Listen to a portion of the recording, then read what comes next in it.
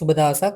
අද වීඩියෝ එකෙන් අපි කතා කරන්නේ ඔයාලා ඇප්ලිකේෂන් ඔක්කොම බාර දීලා විදුලිය ලබා දෙන්න විදුලි බල මණ්ඩලයෙන් එන්න කලින් ඔයාලා මොනවද වයරින් එක සම්බන්ධව කරලා තියෙන්න ඕනේ. ඒ වගේම මීටර එක සවිවන තැන ඒ වගේම මේ කරන්ට් එක දෙන්න එනකොට ඔයාලා අරගෙන තියන්න ඕන දේවල් අද මේ වීඩියෝ එකෙන් කතා කරනවා. ඉතින් අපි මේ තුන්වෙනි වීඩියෝ එකේ ඉතින් අපි මීට කලින් වීඩියෝස් දෙකකින් කතා කරා ණයට කරන්ට් එක ගන්න කොහොමද විදුලි මණ්ඩලය හරහා ඒ වගේම විදුලිය ඉල්ලුම් පත්‍රය නිවැරදිව අපි ෆිල් කරගන්නේ කොහොමද ඒ සම්බන්ධව අපිට ඉල්ලලා තියෙන ඩොකියුමන්ට්ස් මොනවද ඒ සියලුම දේවල් අපි වීඩියෝ දෙකකින් කතා කරා.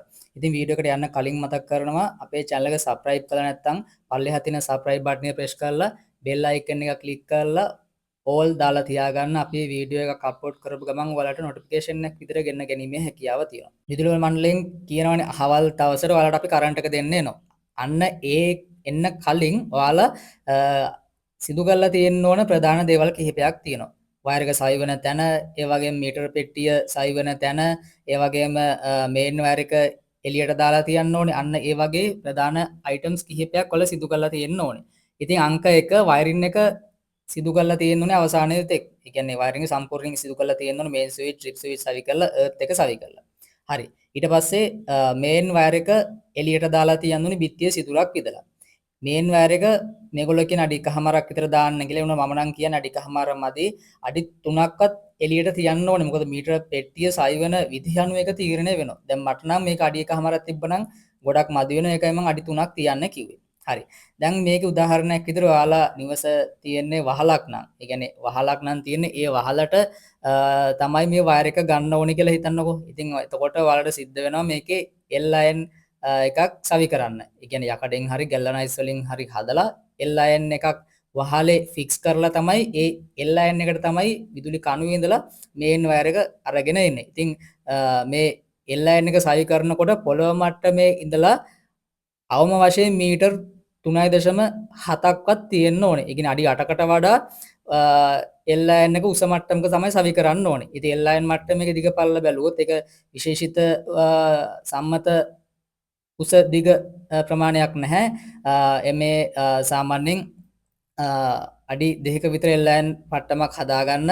ඒ වගේ මේකේ ප්‍රධාන වශයෙන් සැලකිලිමත් වෙන්න ඕනේ මේකේ සිදුරු දෙකක්වත් විදලා තියෙන්න ඕනේ. ඒ සිදුරේ විස්කම්භය මිලිමීටර් 18ක මිලිමීටර් විස්කම්භයක් වෙන්න ඕනේ. මොකද ඒකට තමයි අර වයර් එක සම්බන්ධ කරන ගැජට් එක අපි සවි කරන්නේ. ඒ වගේම ඔයාලා ගෙදර වහලක් නැත්තම් ස්ලැබ් එක විතරයි නම් තියෙන්නේ. ස්ලැබ් එකටත් මේක සවි කරන්න පුළුවන්. මොකද ස්ලැබ් එක අඩුම මීටර් 8කට වඩා අනිවාර්යෙන් කොහොමත් ස්ලැබ් එක උසයි. ස්ලැබ් එකට සවි කරන්නත් පුළුවන්.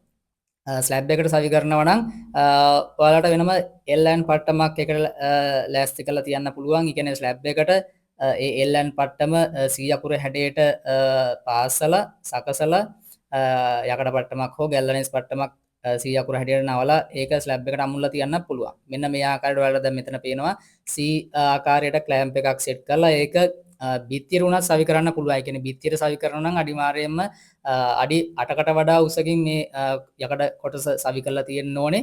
ඒ වගේම බිත්තියේ ඉඳලා අඟල් 4ක්වත් ගැප් එකක් තියෙන විදිහට මෙන්න මේ 100ක් අකුරේ හැඩයට ක්ලෑම්ප් එක නවලා තියෙන්නත් ඕනේ. මොකද මේකට තමයි අර වයර් එක සම්බන්ධ කරන කොටස සවි කරන්නේ. ඒ වගේම ඊටත් වඩා ලේසි ක්‍රමයක් තියෙනවා. ඔයාලට එහෙම පට්ටමක් හදන එකේ පොඩි අවාසියක් තියෙනවා. මොකද දිරන්න පුළුවන්. වැස්සට තෙමුණාට පස්සේ. එහෙම නැත්නම් ඔයාලට මේ විදිහට බිත්තියට හෝ ස්ලැබ් එකට ඇන්කර් බෝල්ට් එකක් සවි කරලා තියන්න. ඒක ඉතාමත්ම ලේසි.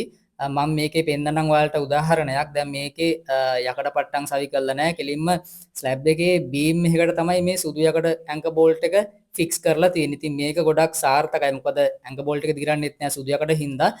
ශක්තිය අතිනුත් ගොඩක් ශක්තිය තියෙනවා. ඉතින් ඒක නිසා මේ විදිහට ඔයාලට ස්ලැබ් එක තියෙන කෙනෙක්ට වහලක් නැති කෙනෙක්ට මේ විදිහට වුණත් මේන් වයර් එක නැත්තම් කරන්ට් එක ගේන වයර් එක හෝල් කරලා තියන්න පහසුවෙන්ම හදා ගන්න පුළුවන්. ඒ වගේම තමයි මීටර එක සවි වෙන තැන අපි කල්පනා කරලා බැලුවොත් අනිවාර්යෙන් බිත්තිය කපරාඩු කරලා නැත්නම් කපරාඩු කරලා තියන්න ඕන. අඩි 2.2 වර්ග ප්‍රමාණයක් වර්ගඵලයක් තියෙන කොටසක් අනිවාර්යයෙන්ම මේන් වයර් එක එළියට දාපු තැන කපරාඩු කරලා තියන්න ඕනේ. ඒක අනිවාර්යයෙන්ම සැලකිලිමත් වෙන්න. ඒ වගේම මීටර බොක්ස් එක සවි වෙන තැන මං කියන්නේ මේන් වයර් එක එළියට දාලා තියන්න ඕනේ කියලා.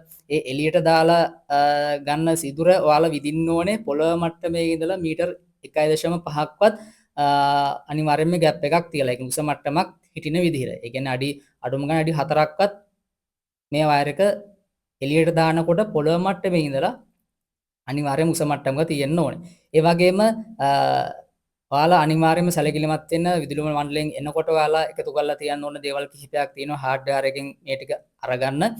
අඟලේ කන්ඩියුට් බටයක්. මොකද වයර් එක දැන් දාන්නේ බිත්තිය ඇතුලෙන් නෙවෙයි බිත්තිය එළියෙන් හින්දා අනිවාර්යයෙන් බටයක් ඇතුලෙන් මේ වයර් එක දාන්න ඕනේ.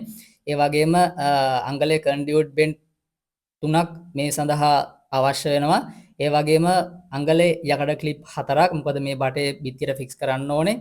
ඒ වගේම අඟලේ ෆ්ලෙක්සිබල් හෝස් යාරයක් විතර ගෙනහල්ලා තියාගන්න. ඊට පස්සේ 3 කාලේ ෆ්ලෙක්සිබල් හෝස් යාරයක් විතර ගෙනහල්ලා තියාගන්න. ඔයාලගේ මේන් වයර් එක මීටරය ඇතුළට දානකොට ඒකේ ආරක්ෂාවට මේ විදිහට දාන්න පුළුවන්. ඒ වගේම අඟල් 3 කාලේ යකඩ ක්ලිප් කිහිපයක් ගෙනහල්ලා තියාගන්න 3ක් නම් ගොඩක් හොඳයි. අඟල් 1.5 කොන්ක්‍රීට් ඇන 20ක් විතර ගෙනහල්ලා තියාගන්න. දැන් ඔයාලට මෙතන පැහැදිලිව උදාහරණයක් විදිහට පේනවා. දැන් මෙතන මීටර පෙට්ටිය සවිලා තියෙන විදිහ කොහොමද වෙන්නේ කියලා. ඉතින් මේකේ මේන් වයර් එක හෝ අපේ ප්‍රධාන විදුලි වයර් එක එළියට පේන්න නෙවෙයි මේක සවි කරලා තියෙන්නේ. ෆ්ලෙක්සිබල් ඇතුලින් හෝස් ඇතුලින් දාලා කන්ඩියුට් ඇතුලින් දාලා තමයි මේකේ මීටරේට වයර් අරගෙන ගිහිලා තියෙන. ඉතින් මෙන්න මේ විදිහට පැහැදිලිව ආරක්ෂිතව සවි කරන්න නම් අර මං කියපු දේවල් ටික ඔයාලා හાર્ඩ්වෙයාර් එකෙන් අරගෙන තියාගන්න සහ මේන් වයර් එක එළියට දානකොට අඩි 3ක්වත් අඩුම දාන්න. මොකද ඒක ගොඩක් පහසු වෙනවා විදුලි මණ්ඩලයේ කාර්මික ශිල්පීන්ට. මොකද මේක යාලට ලස්සනට පැහැදිලිව සවි කරන්න පුළුවන්. ඉතින් ඒ ගැනත් ඔයාලා අනිවාර්යයෙන් මතක තියාගන්න. මීටරේ සවිවන ગેප් එකත් අනිවාර්යයෙන්ම මතක තියාගන්න. පොළොව මට්ටමේ ඉඳලා මීටර් 1.5ක් බිත්තියට ලෑලි අල්ලන්න එහෙම කිසි දෙයක් අවශ්‍ය වෙන්නේ නැහැ. කපරාඩකරු බිත්තියක් තියෙනවා හොඳටම ප්‍රමාණවත්. ඒකට තව ලෑලි අල්ලන්න වෙන දේවල් අල්ලන්න අවශ්‍යතාවයක් නැහැ. අපි හිතමු මේ මීටරය හයි කරන්නේ ඔයාලගේ ගෙදර බිත්තියට නෙවෙයි තාප්පෙට කියලා. ඉතින් අන්න එහෙම මීටර එක තාප්පෙට හයි කරනවා නම් කරන්න ඕන ප්‍රධාන දේවල් කිහිපයක් තියෙනවා. මම මේ වීඩියෝ එකෙන් කතා කරන්නේ ඊළඟ වීඩියෝ එකකින් කතා කරන්නම්. ඒකට වෙනම ෆෝම්ස් තියෙනවා පුරවන්න. ඒ වගේම ඉන්ජිනියර්ස්ලා හම්බෙන්න තියෙනවා. ඒකට විශේෂ අවසරයක් ගන්න වෙනවා. ඒකට වෙනම වීඩියෝ එකක් පැහැදිලි කරලා ඔයාලට අප්ලෝඩ් කරන්නම්. ඒ වගේම ඔයාලගේ දැනට හදාගෙන යන ගෙදරකට විදුලිය ගන්න බලාපොරොත්තුවක් තියෙනවනේ. ඒ කියන්නේ දැනට ගොඩනැගිල්ලක් හදාගෙන යනවා. ඒකට తాවකාලික විදිහට විදුලි මීටරය සවි කරන්න තැනක් ඔයාලා ලෑස්ති කරන්න ඕනේ. ඒ කියන්නේ ඇටවුමක් ලෑස්ති කරන්න ඕනේ. ඒ වගේම තෙමෙන්නේ නැති වෙන්න ඒකට වහලක් ගහන්න ඕනේ. පොඩි ටකරම් වහලක් හරි ගහලා තියන්න ඕනේ. මේ ෆොටෝ එකෙන් ඔයාලට ඒකට අවබෝධයක් ලබා ගන්න පුළුවන්. මේක ලංකාවේ එකක් නෙවෙයි පිටරට එකක්. මට ලංකාවේ ගහපු එකක් ෆොටෝ එකක් හොයාගන්න බැරි වුණා. හරි. දැන් ඔයාලට අවබෝධයක් ආවා කියලා හිතනවා. විදුලිය ගන්නකොට පැන නගින ප්‍රධාන ගැටලු අපි වීඩියෝස් 20ක් විතර අපි ලෑස්ති කරලා තියෙනවා පිළිවෙලට.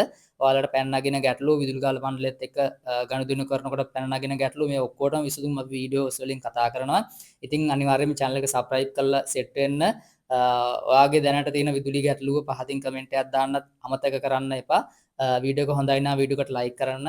තවත් යාළුවෙක්ට මේ තොරතුරු බලන්න ෂෙයා කරන්න කියලා පුංචි ඉල්ලීමක් කරනවා. channel එක subscribe කරලා set වෙන්න. ඊළඟ වීඩියෝ එක හම්බ වෙනතුරු ඔයාලා සියලුම දෙනාට සුබ දවසක්.